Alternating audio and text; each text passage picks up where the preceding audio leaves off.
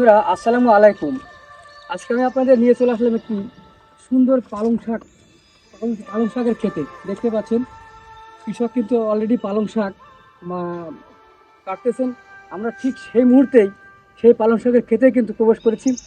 তবে পালং শাক আমাদের দেশের একটি জনপ্রিয় পুষ্টিকর সবজি, যাতে আছে প্রচুর পরিমাণে ভিটামিন এ, ভিটামিন সি এবং ক্যালসিয়াম, আয়রন, যা থাকার কারণে আমাদের আমাদের যে পুষ্টিকর চাহিদাগুলো পূরণ হচ্ছে।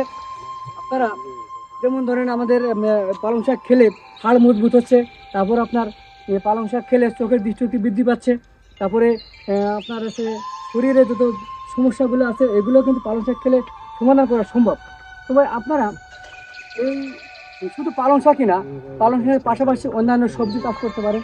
যেমন ডাঁটা শাক, যেমন লাউ শাক, এই ধরনের সবজি কিন্তু, বা পুঁই শাক এবং ধনিয়া পাতা, এই ধরনের সমন্বিতভাবে চাষ করে আপনারা কিন্তু এই, কৃষি কৃষি খাত থেকে অনেক ঊর্ধ্বে নিতে পারেন এবং আমাদের দেশটাকেও অর্থনৈতিকভাবেও এগিয়ে নিতে পারেন। তো বন্ধুরা, এই পালং শাক বা যে কোনো সবজি আপনারা চাষ করে আমাদের দেশের অর্থনৈতিক চাহিদা পূরণ করতে পারেন। ঠিক তেমনই আমাদের পারিবারিক চাহিদা বা পুষ্টিকর চাহিদা পূরণ করে সেখানে আপনারা অগ্রগতি অনেক ভূমিকা পালন করতে পারেন। তবে এ পর্যন্তই, ধন্যবাদ।